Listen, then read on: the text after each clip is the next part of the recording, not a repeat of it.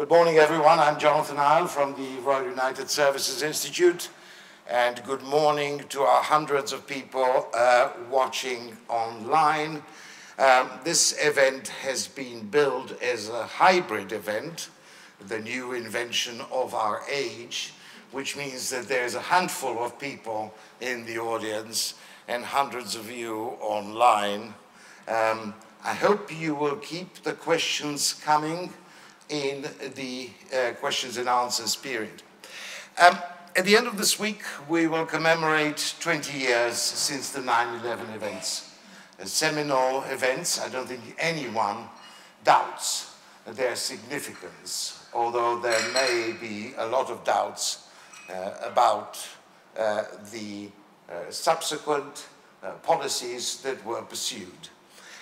We thought that this was an appropriate moment for us to take stock of the last 20 years, and I can hardly think of a better person than the Prime Minister who led the nation for a period of 10 years and who was there on the tiller, as it were, on the day of 9/11. He had to make, as we all now know from published memoirs and documents, snap decisions.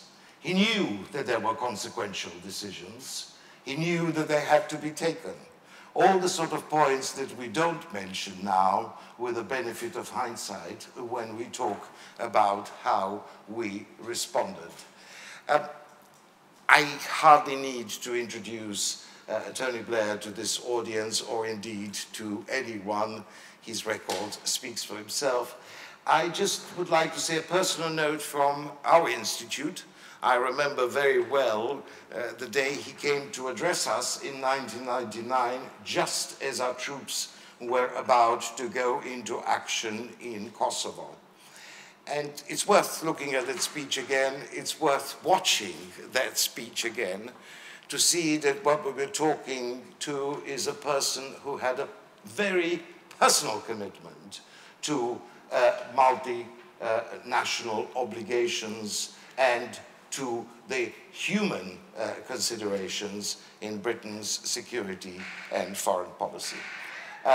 What we will do this morning, we will hear first from Mr. Blair, his prepared remarks, and then I'll have the privilege of asking him a number of questions, and then it will be over to you. Some questions were put already before, so I will ask the speakers to ask them. Some questions will come in online, and I will ask all our colleagues online to push the questions through.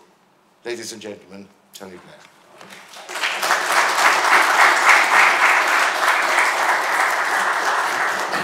Thanks very much indeed, Jonathan, and thank you, RUSI, for giving me the opportunity to speak to everyone today. It's going to be a relatively short speech to set the scene, and then we'll have the chance for questions and answers. The context of this speech, originally a reflection on the 20 years since 9/11, has dramatically changed as a result of the events of the past 20 days. I will not repeat what I have said about the fact and manner of the withdrawal from Afghanistan. I will focus instead on the policy issues raised by it. The Taliban are part of the global movement of radical Islam. The movement contains many different groups, but they share the same basic ideology.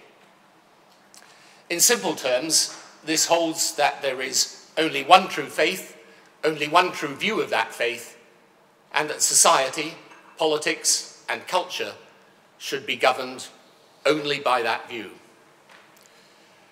Radical Islam believes not only in Islamism, the turning of the religion into a political doctrine, but in the justification of struggle, if necessary, armed struggle, to achieve it.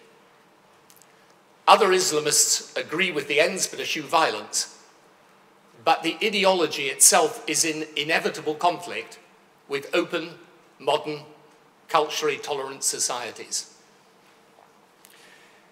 Nearly everything about 9/11 and its aftermath, particularly now, is mired in controversy. What cannot be seriously disputed, however, is that since 9/11, Though thankfully there's been no further terrorist attack of that scale, radical Islam has not declined in force. What is disputed is why.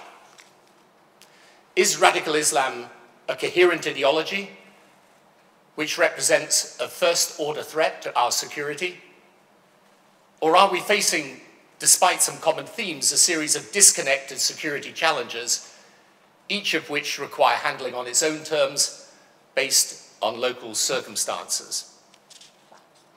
Is Islamism a problem or only its manifestation in violent extremism?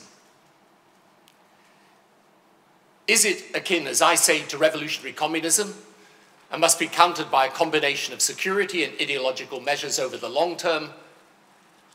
Or is that to overstate it, overestimate it, and thus perversely, as some would argue, by the interventions in Afghanistan and Iraq, to elevate its appeal rather than diminish its appeal?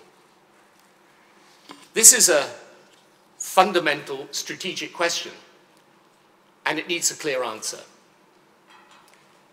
In my view, Islamism, both the ideology and the violence, is a first-order security threat, and unchecked, it will come to us, even if centered far from us, as 9/11 demonstrated.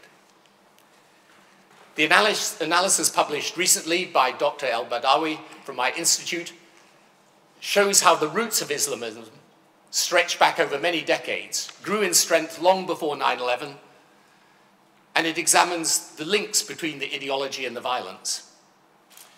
This is supplemented by the excellent analysis of the ulema state concept by Ahmed Kuru, and by the annual report we publish of jihadist groups, which shows that this is a global challenge and one that is getting worse. The ideology, whether Shia promulgated by the Islamic Republic of Iran or Sunni promoted by groups on a spectrum from the Muslim Brotherhood through to Al-Qaeda, ISIS, Boko Haram, and many others, has been the principal cause of destabilization across the Middle East and beyond, and today in Africa. Like revolutionary communism, it operates in many different arenas and dimensions. And like it, its defeat will come ultimately through confronting both the violence and the ideology by a combination of hard and soft power. Now, if this is a correct analysis, then especially after the fall of Afghanistan, the leading powers must unite to develop an agreed strategy. And even if initial discussions center around Western nations, China and Russia also have an interest in countering this ideology, and our best allies are to be found in the many Muslim countries, including in the Middle East, desperate to retake their religion from extremism. We need also to assess our vulnerability. COVID-19 has taught us about deadly pathogens. Bioterror possibilities may seem like the realm of science fiction, but we would be wise now to prepare for their potential use by non-state actors. On the other hand, if this analysis is rejected, the alternative is, in effect, to say this is a second-order problem where we are directly threatened, we retaliate through counter-terrorism measures, drone strikes, surveillance, special forces, but otherwise we leave alone. But if this is where policy is heading, we have to understand it to its limitations. We need to work out what we mean by not remaking countries from which terrorist threats can arise. I understand it means that we do not do what we tried to do in Afghanistan. The one thing should be understood. Our remaking didn't fail because the people didn't want the country remade. For sure, we could have remade better, but Afghans did not choose the Taliban takeover. The last opinion poll in 2019 showed the Taliban with 4% support amongst the Afghan people. They conquered the country by violence, not persuasion. The barrier to nation building is usually not the people, but poor institutional capacity and governance, including corruption, over many years. And most of all, the challenge of trying to build whilst internal elements combined with external support are trying to destroy. But counterterrorism on its own won't remove an entrenched threat. We could seek a middle course. For example, in the Sahel, we could adopt a strategy of assisting countries with security, but also supporting the government's own attempts to develop their nations, because poverty and underdevelopment undoubtedly facilitate the extremists. In a way, this is what we did in Afghanistan post-2014, when NATO's mission went to train, advise, and assist. But even here, this will likely encompass more than conventional counterterrorism. We need some boots on the ground. Naturally, our preference is for the boots to be local, but that will not always be possible. Western societies and their political leaders have become, quite understandably, deeply averse to casualties amongst our armed forces. This is not a problem for the armed forces themselves, who are brave and extraordinary people, but it is now an overwhelming political constraint to any commitment to Western boots on the ground except for special forces. Yet the problem this gives rise to is obvious. If the enemy we're fighting knows that the more casualties they inflict, the more our political will erodes, then the incentive structure is plain. There is an additional challenge for Europe and NATO. It is clear now, if it wasn't before, that America has decided that for the foreseeable future, it is a very limited appetite for military engagement. After Kosovo, I initiated European defense with France. I did this precisely because I realized that without the United States, and indeed President Clinton's commitment, we could never have resolved the crisis. And today, the Balkans, relative to its history, can aspire to a peaceful future, hopefully within Europe. Yet the crisis was on Europe's doorstep, not America's. It's Europe that faces the immediate challenge from the destabilization of the Sahel. Europe is already facing the fallout from Libya, Syria, and elsewhere in the Middle East. And for these purposes, Britain is part of Europe, like it or not. So how do Europe and NATO develop the capability to act when America is unwilling? Answering these questions, at least confronting them, would also reinvigorate Western policymakers' capacity to think strategically. For me, one of the most alarming developments of recent times has been the sense that the West has lost its capacity to formulate strategy, that its short-term political imperatives have simply squeezed the space for long-term thinking. It is this sense, more than anything else, in my judgment, which gives our allies anxiety and our opponents a belief that our time is over. Finally, one of the most depressing things I've heard regularly articulated over the past weeks is the idea that we are foolish in believing that Western notions of liberal democracy and freedom are exportable or will ever take root except in the somewhat decadent terrain of Western society. Now, maybe my generation of leaders were naive in thinking countries could be remade, or maybe the remaking needed to last longer. But we should never forget, as we see the women of Afghanistan in the media, culture, and civic society now flee in fear of their lives, that our values are still those which free people choose. recovering confidence in those values and in their universal application is a necessary part of ensuring we stand up for them and are prepared to defend them. Thank you very much.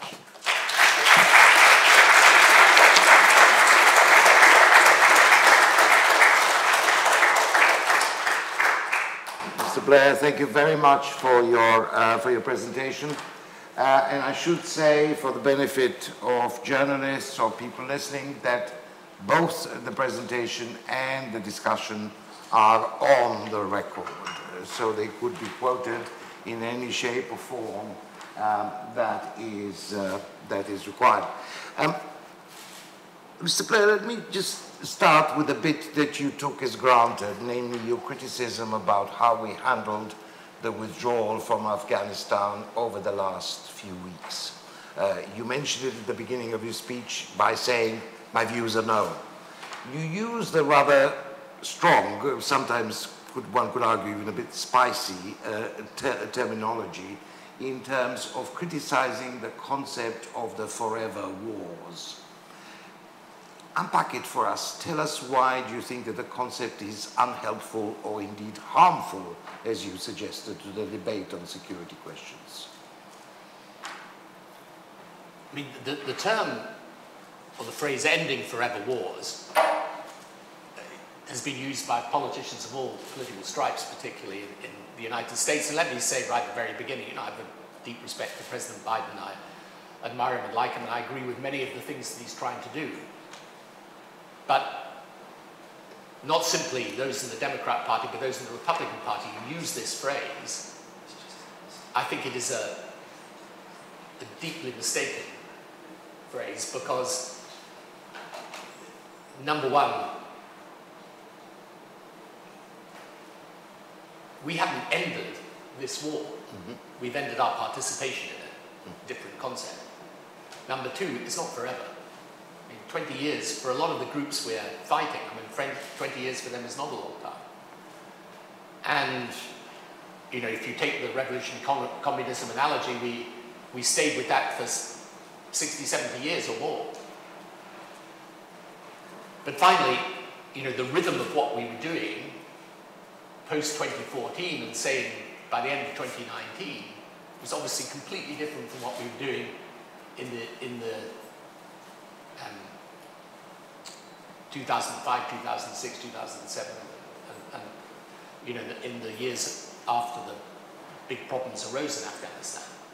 So I just think it's not a good way of making policy, because in the end it's a political slogan. It's not really based on an analysis of the threat and the strategy to counter it. Understood. I have the benefit of talking to you before this event, so in a way I know you're thinking, but I just wonder if you could tell us, the proposition that is now being put by a lot of people, including the American president, that we should have gone in, smash Al-Qaeda, get bin Laden, which by the way took 10 years, and get out and leave the pieces to the others. Is it something you would have been able to sell to the British public in 2001? I think it's quite important. It's a good question, because it's quite important to go back and just relive the events of 9/11. I haven't seen it yet, but I gather there's quite a good documentary done by the BBC about that day and the events and the decisions that were taken, at least by the American president, President Bush at that time. I don't think people would have felt a response that was merely about going and trying to deal with Al-Qaeda and getting back out again. I don't think people would have found that acceptable at the time. Things change, obviously, over time. But in any event, I don't think you can deal with these groups when they're entrenched simply by counter-terrorism measures. I just don't think it's possible. They hold territory. They build capacity. And the one thing that is very clear about them is that they're prepared to take large numbers of casualties. In the work my institute does, when you look even at the years 2017, 2018, and you look around the world, the numbers of people that died at the hands of the extremists is large, but the numbers of extremists themselves who died is even larger. But it hasn't stopped them growing and proliferating, and they will continue to do so. And I think one of the things that's most difficult is for us to get our heads around the elements of this that are to do with genuine religious conviction. Now, it may be completely misguided, but it is a genuine religious belief that has been turned into this political ideology. And the interesting thing about the work that my institute's done, and I really recommend a paper by Dr. Al-Badawi, who works with my institute, on the roots of Islamism, and also the work by Ahmet Kuru on the Ulema State Alliance. What it shows you is this has been, for sure, decades in growing, but you can take it back even further. And you realize that there were attempts towards the end of the 19th century to modernize the relationship between Islam and the state, but they failed. And basically, a lot of countries were then increasingly offered, as the 20th century wore on, either secular dictatorship or religious extremism. And then a lot of the opposition to secular dictatorship took the form of Islamism, because it appeared to be the one philosophy that was going to stand up against the dictatorships. And, people again forget this, but when the Iranian Revolution happened in 1979, it happened and began as an alliance between the Bazaris. Yeah, and those that were Islamists and those that were liberals. Yeah. And actually exactly the same happened with the Arab Spring. But the problem is, as I always say, the liberals are numerous and badly organized, and the Islamists are quite numerous and extremely well organized. And, what anyone in politics will ever tell you is that superior organization can knock out a superior idea, unfortunately. So let me take you on this particular subject, if I may, on Islam, which formed a sort of extremism Islam that formed a large chunk of your speech today. If I was a leader of a country, a European country, I would say, I get your point, and history is on your side in terms of the analysis, but I find your comparison with communism unhelpful because it creates a straitjacket. What do? I've got, X%, 8%, 10% of my population of Muslim faith, citizens, good, dutiful citizens of the country. I can't brand them all as potential fifth columnists. I have to deal with the situation. How do I separate fighting the extremism from accepting the faith? Yeah, this is, again, a very good point, Jonathan, but it's a very simple one to answer. Probably the majority of Muslims around the world are not Islamists. There's a difference between being a Muslim and being an Islamist, between Islam and Islamism. Islamism is the turning of the religion into a political ideology. And the problem, if you take any religion, it's not a question of Islam. If you took Christianity and turned it into a political ideology, let's say of a particular church and a particular part of a church, and say, right, the whole of society and politics and culture is going to be run according to the precepts of this church. That would be equally bad. And the whole point about Islamism is that because it believes in the dominant one view of religion, of this religion, it's completely at odds with the way the modern world works. The modern world works through people opening up across boundaries of faith and culture. If you're then saying, well, this is the only faith, and this view is the only view of this faith, it's inconsistent with modern societies. Now, there are people, even within our own societies, who support this. And it's a problem, but you're best to confront it. And, the thing that I find strange about this is, out in the Middle East, where I spend a lot of my time, people today have absolutely no problem in distinguishing between the two things. Because they know the single biggest threat to stability in the Middle East is the idea that you're going to create societies based on a narrow view of religious faith, and you're going to ensure that politics, culture, society economy is governed by it.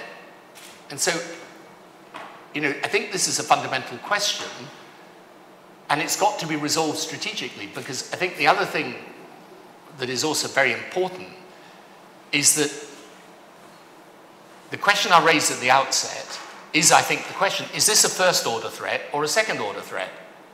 Right? Is it something we need a big agreed strategy of the leading powers to confront, or is it really a second-order threat?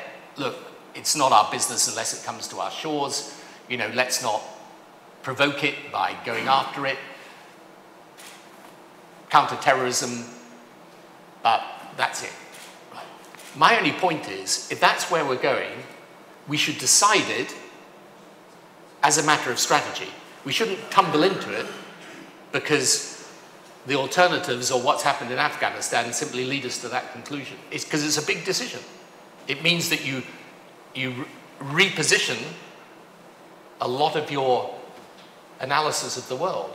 Now, my view is you can't be sure that it would be unwise to relegate it to being a second-order threat, because I don't see it diminishing in the world at the moment. But on this point, and then I'll pass on, there is a stalwart of the Foreign Office who would want to ask a question there on the subject.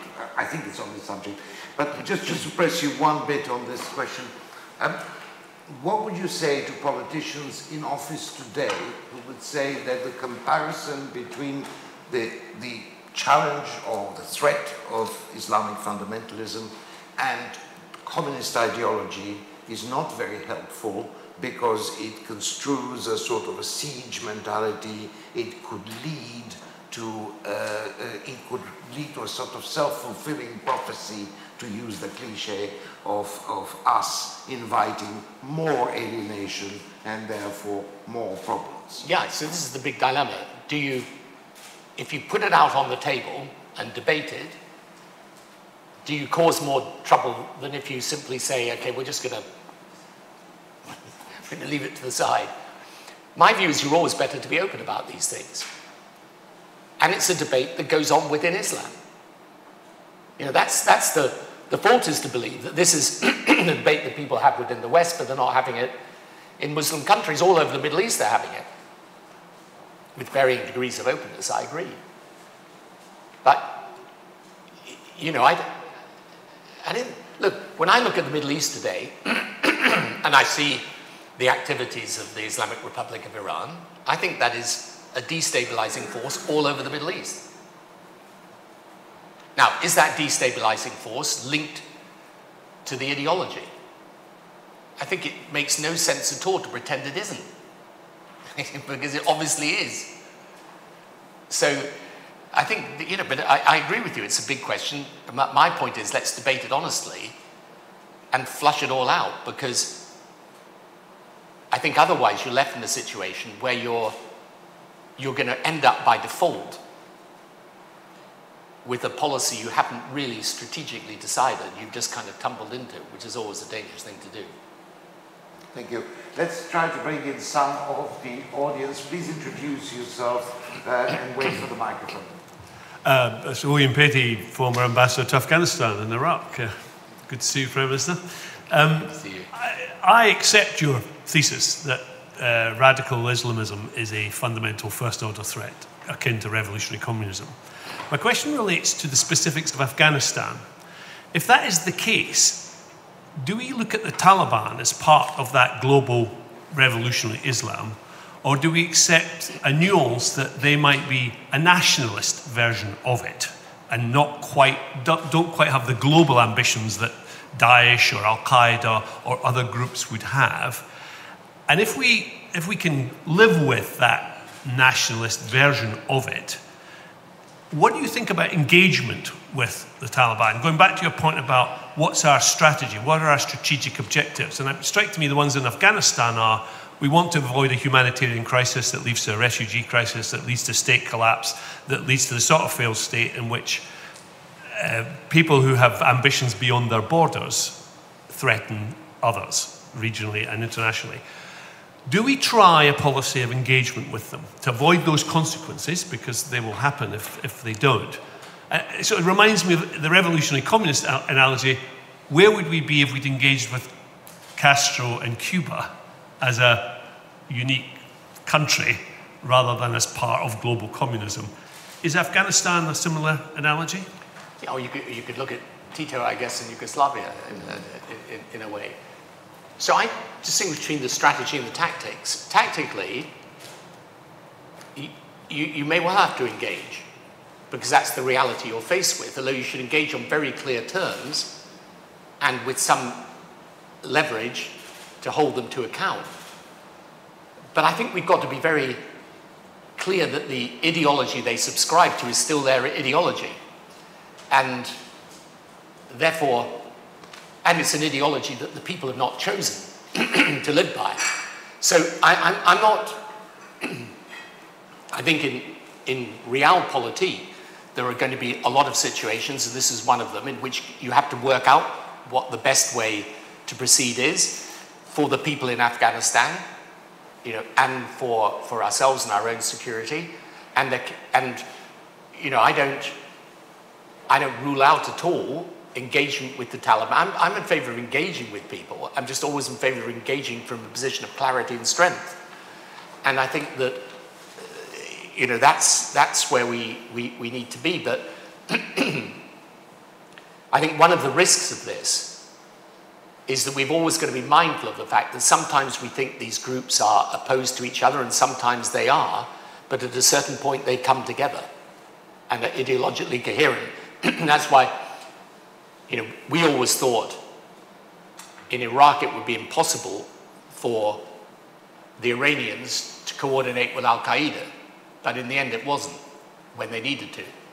And we should never forget that this ideology in the end is fundamentally hostile to our way of life. So my answer is yes, but with care.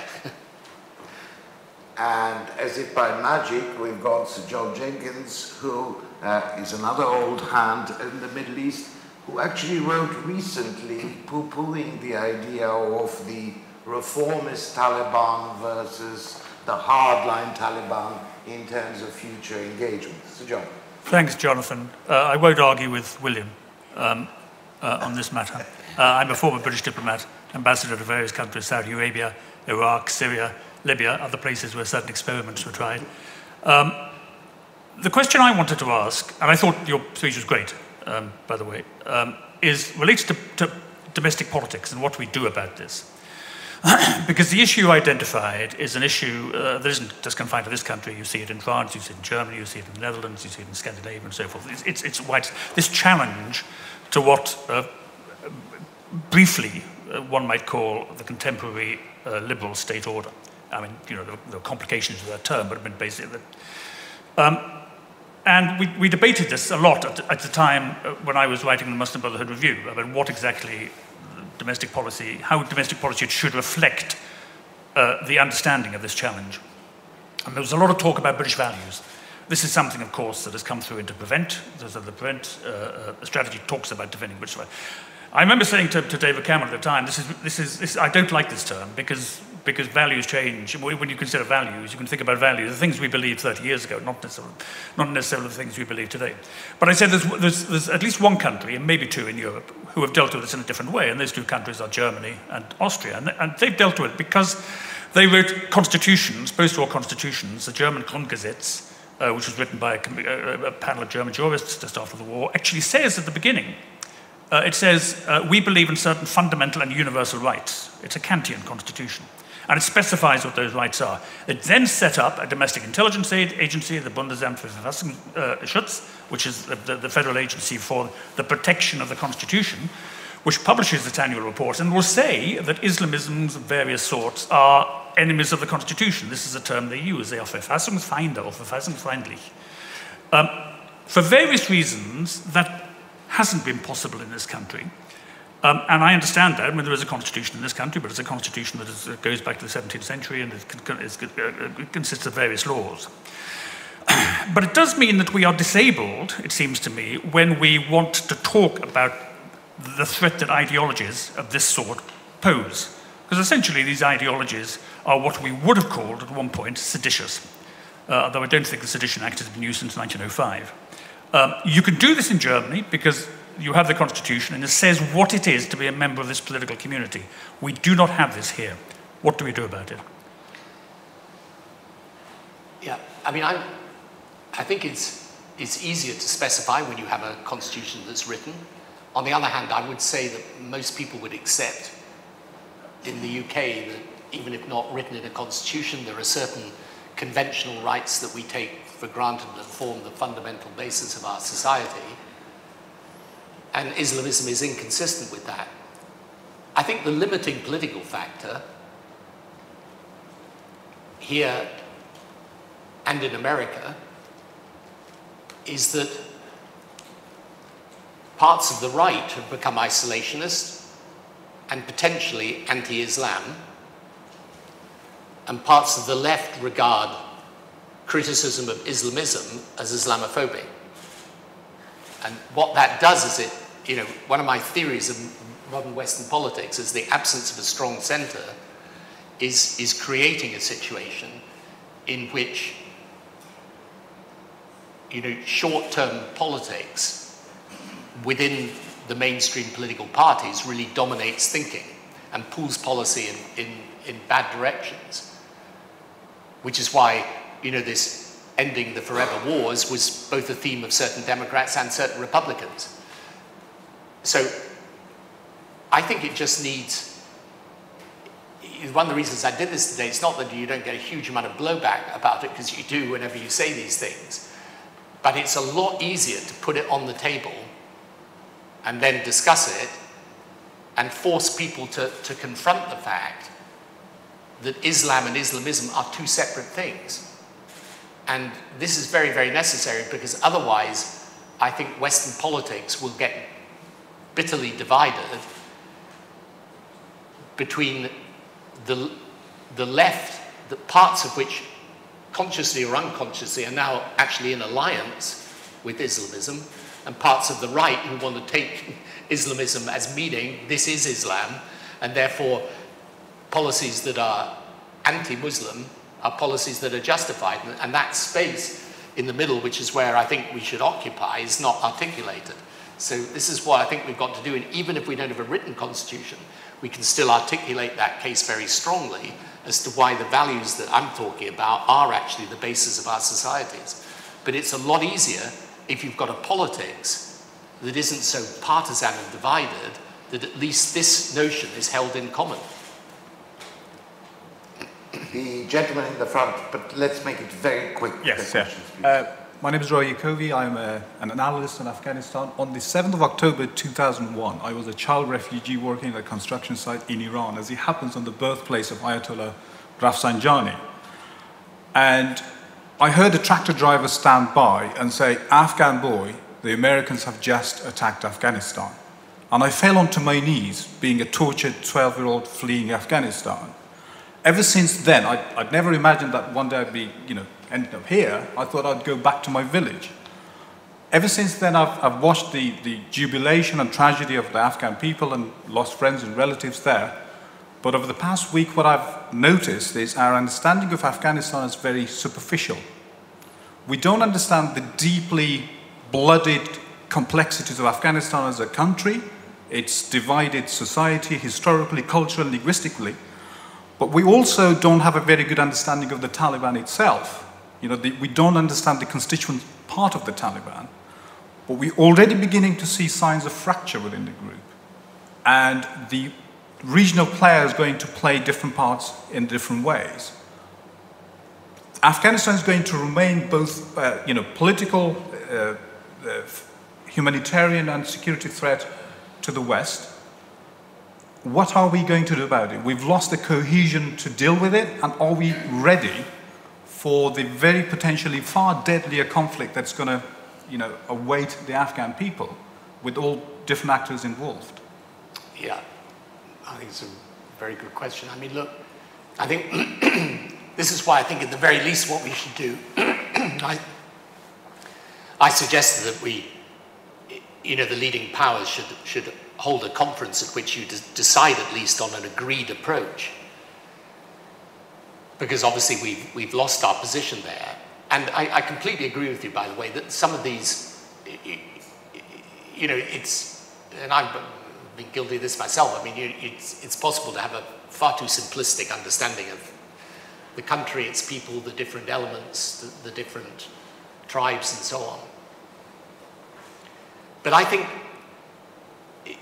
you know, one of the reasons why I think it's important that we take a long-term strategy and are prepared to hold to it over time is because it will take a long time.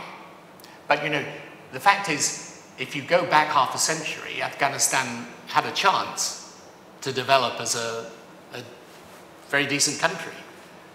And one of the things when you go back and you look at the pictures of Afghanistan in the 1960s, you understand that it had every possibility of developing in a good way. Now, we know all the reasons why that didn't happen. But it can be rebuilt over time. And, you know, I was in the Balkans recently, and it's very interesting just to reflect on that, because sometimes people say, well, as opposed to the intervention in Kosovo, you know, Afghanistan failed, but Kosovo succeeded. But if you look at even at the Balkans today, there are still massive tensions.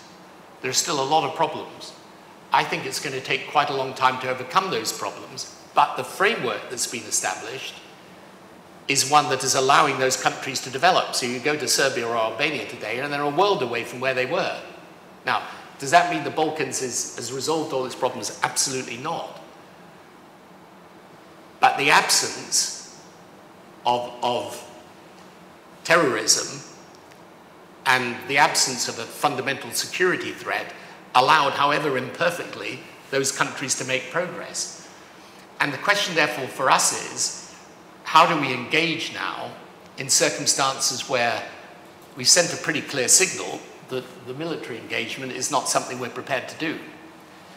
And yet, if there isn't at least some way of governing the security of the space, it's very hard for countries to make progress. And I see this all over Africa today. This is why I get so worried about the situation now in the Sahel and countries like Mozambique.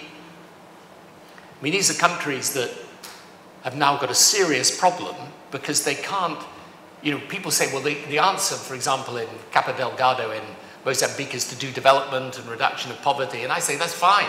But if you can't govern the security space, how can people develop? Because you build a road and the next day someone's blowing it up. So this is why, I mean, I think you're right. We do have to regroup and reflect and then find a way forward. I think what is troubling me at the moment is I get the sense with a lot of Western politicians right now, they just want to say, well, look, okay, this has not been good, but let's just move on. There's COVID, there's climate change, there's China. You know, someone said to me the other day, well, but we should be concentrating on China. I said, I'm afraid in politics, you've got to concentrate on more than one thing at a time. I mean, you don't choose your agenda. I would say the agenda is chosen. How you respond to it is your choice. But you can't say, well, let's ignore that one because we've got to deal. I mean, you might as well say, let's deal with COVID, not climate change. No one says that. They understand you've got to deal with both of those things. And yes, I agree. The rise of China poses a big challenge to the West, but so does this. And, you know, we've got to, at least if we're going to decide a policy, let us decide it and not, as I say, fall into it. Let me move to some of the questions from the people online who've been waiting very patiently, and then I'll bring it back to the audience here. There's a cheeky question from Anton Gash, who was a British defense attaché in many Southeast Asian countries. Cheeky in a way, as you will see, but it'd be worthwhile putting it to you, which is, let's assume that Tony Blair remained in power for a record-breaking period until today and was still our Prime Minister today. How would our Afghanistan policy would have looked like? Well, I think and hope that we would have had a relationship with the United States that would have allowed us to be part of this decision-making process. And, you know, for all the faults of the time I was in office, my relationship, first of all, with President Clinton, then with President Bush, those were strong relationships that meant there was a constant interaction between us as individuals and our systems. Now, I'm not in a position to criticize the existing government because I don't know what's been going on behind the scenes, and always a lot goes on behind the scenes. But I would have hoped that I would have argued, I mean, as I said in the essay that I wrote, I think we didn't need to be in this position. And if you go back to 2019, the challenges were very evident. But we had a sustainable situation, in my view, not an unsustainable one. So this is, I would have tried to argue that case. I would have done a few other things as well, by the way, but on the domestic including front, a Brexit referendum. Not including a Brexit referendum.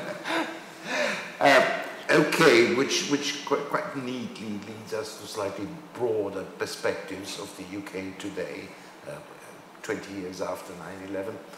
There's a question online from Craig Sutherland. How would you assess the UK-US special relationship today? Where do you think we are? And I will match it with Tessa Siskovic, Dr. Siskovic here in the front, who is a journalist and also curates the Kreisky Forum, another great Prime Minister, the Austrian Prime Minister. Tessa, would you like to put your question as well on the European angle? Yeah, as we're talking about the special relationship, and you touched upon it in your remarks before also, I was wondering on what level you would like to see Britain engage with the European partners in the future now, because obviously through Brexit it's more complicated with EU institutions, but maybe also slightly easier bilaterally with France on military issues, or Germany on secret service cooperation, these kind of things. Could you be elaborate on this a little bit? Thank you. So the US and the European pillars. I mean, first of all, let me answer by starting with a political principle I believe is really important to articulate. These relationships are like personal relationships. In other words, you know that your friends are the people that are there when times are difficult. The friendship is forged over a long period of time, and it's based on a trust that you're going to stand together. And that was why after 9/11 I said that the UK and US should stand shoulder to shoulder. I believed it was really important, post 9/11, that America did not feel alone, that it felt that it had allies. And in the same way, even in a completely different context, I've always thought with Europe can be extremely difficult for Britain to operate in. The European Union was very frustrating for the British Prime Minister, for any British Prime Minister, because of the different culture of the system, the way the Commission would operate from time to time. Your European allies would be doing things you didn't like, with the French-German relationship to navigate. But my point was always, you have to put up with all of that if the relationship matters. And so, in the end, neither with the US relationship nor with the European one, you don't, if you think it's going to be easy to have that alliance, forget it, it isn't. Being an ally of America, a strong ally, is very difficult, because a lot of your own people want to see you, tell them to get lost, you'll find your own way. And yet, if you do distance yourself from America, you find it's a long way back. Now, I personally believe that we should have, over these last, more than a decade, been strong with America and kept strong with it all the way through. Even when it's President Trump, you may disagree with his politics, may disagree with his policy. If the relationship matters, you've got to really spend time, and you've got to spend political capital on it, whether you like it or not. Same with Europe, which is why I think now with Europe, right, if I was back in office today, I would realize you've got to repair this relationship with Europe, because you can change your political relationship, but you can't change your geography or your history or your values or your interests, and those are all aligned with Europe. So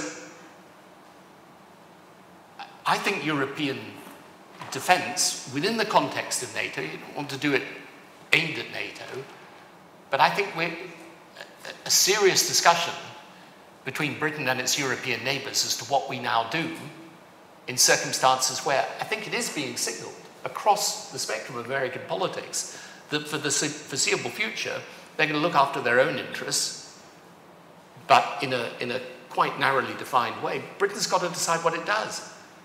Because otherwise, that relationship with America is not quite the same, and then we're out of Europe and we don't have a relationship there, and that's not a good position for us to be in as a country.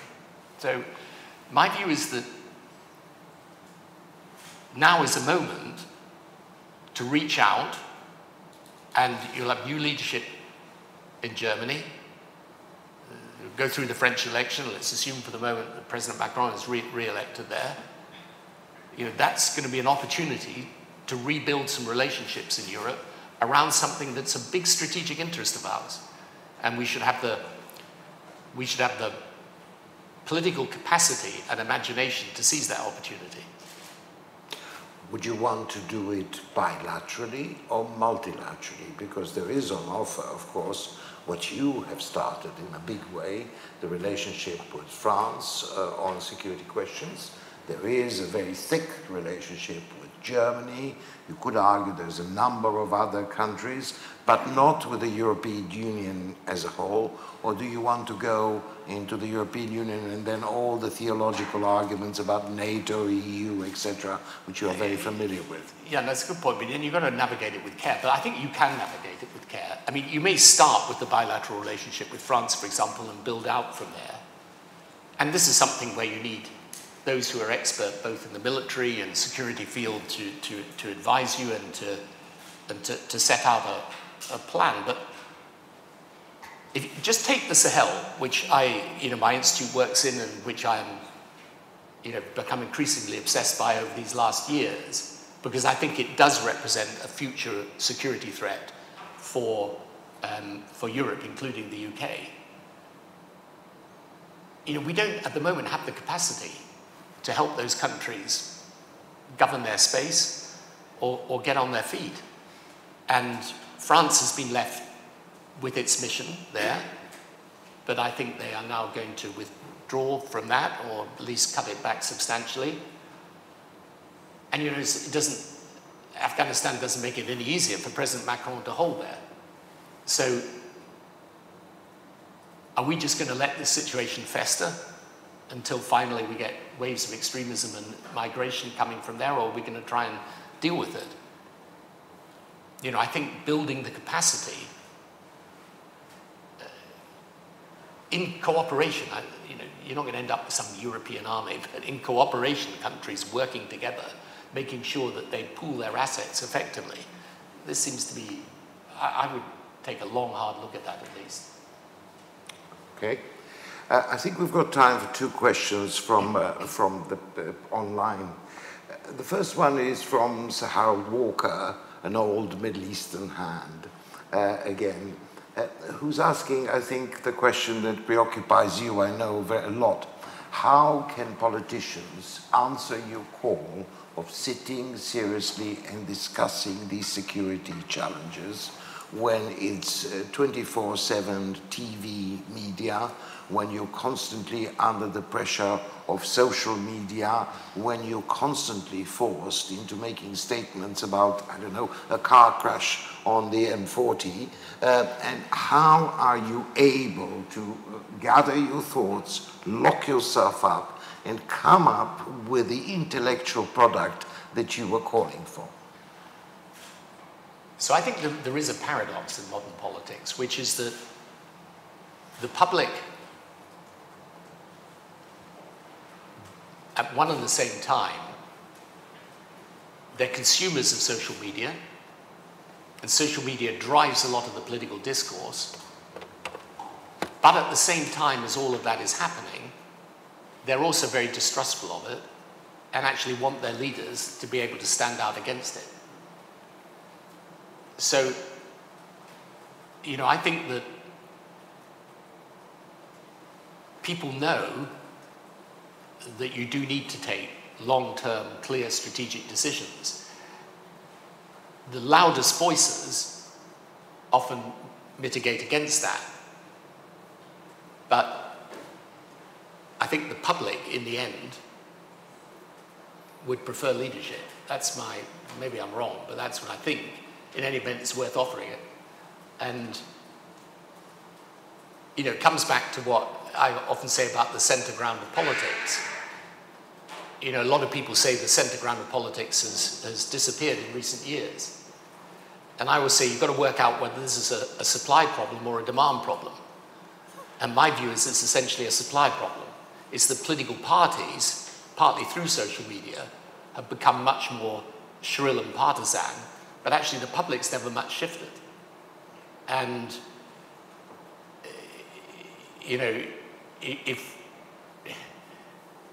a strong centre-left, right alternative is on offer, I think people will mostly back it.